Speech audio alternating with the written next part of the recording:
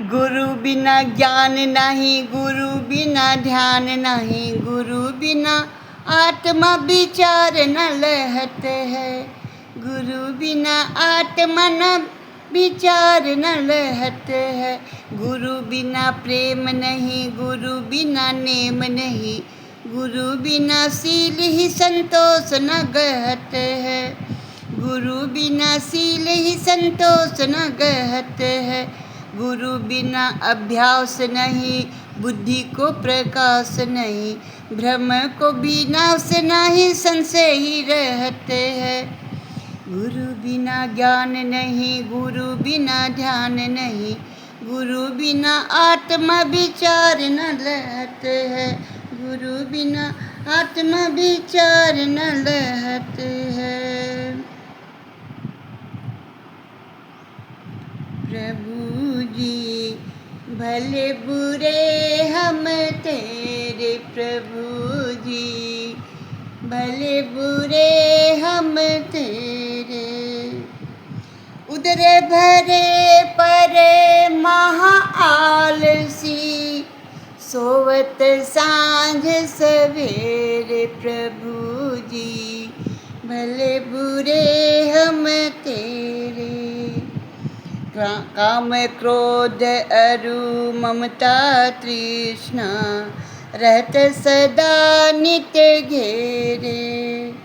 माया बस सब जन्म कमायो, भटक फिरे बहु तेरे, प्रभु जी भले बुरे हम तेरे। तुम बिन को न सहायक मेरो, बैरी बहुत घनेरे।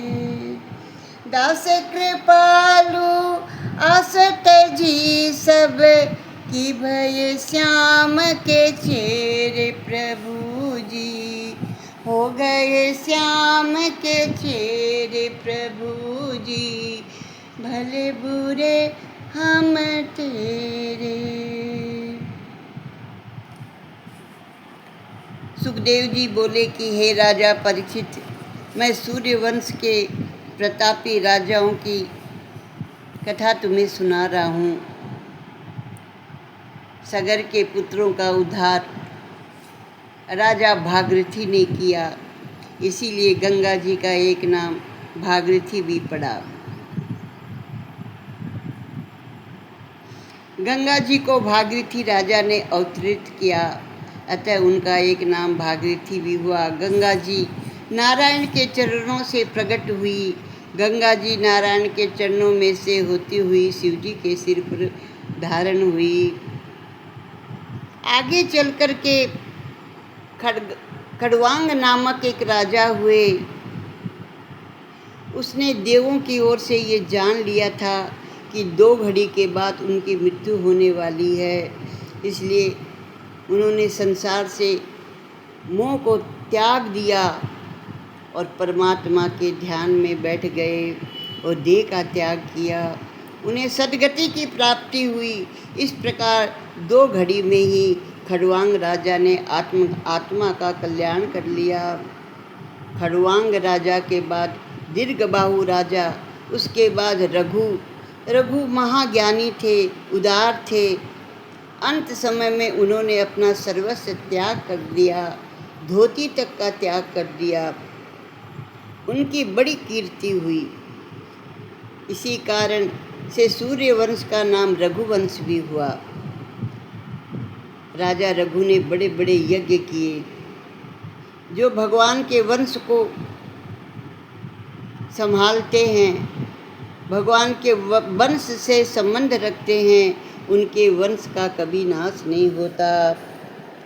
राजा रघु के घर में अज नामक राजा हुए। अज के बाद राजा दशरथ हुए। राजा दशरथ ने राज्य संभाला, वे चक्रवर्ती राजा हुए। राजा दशरथ जो थे वो पूर्व जन्म में एक ब्राह्मण थे।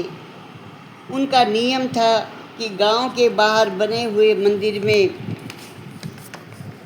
रणछोड़ राय जी का मंदिर था। जो प्रतिदिन जाकर के वो 1000 तुलसी दल उन पर चढ़ाते थे।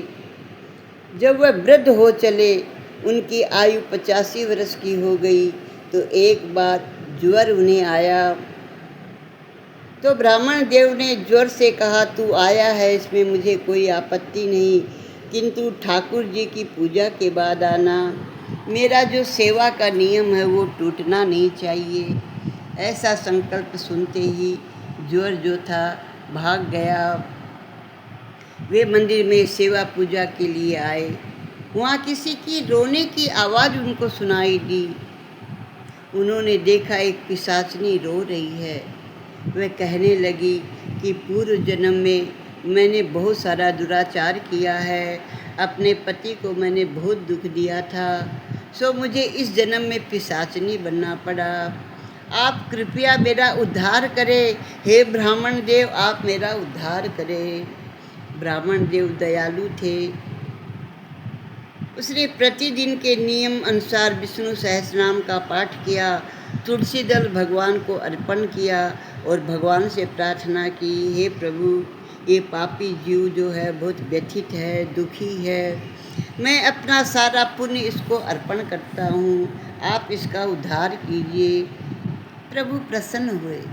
उन्होंने ब्राह्मण से कहा कि अगले जन्म में तू राजा दशरथ बनोगे और ये पिशाचनी कौशल्या बनेगी। मैं पुत्र रूप से तुम्हारे घर में आऊँगा। अपना सारा पुण्य तुमने एक जीव के उद्धार के लिए लगा दिया, अतः तुम्हारा पुण्य जो है अनंत अनंत हो गया। ब्राह्मण ने अपना शरीर वहीं त्याग दिया।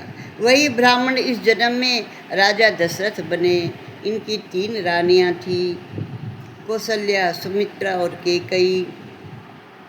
कौशल्या धर्म पत्नी थी, सुमित्रा और कैकेयी भोग पत्नी थी।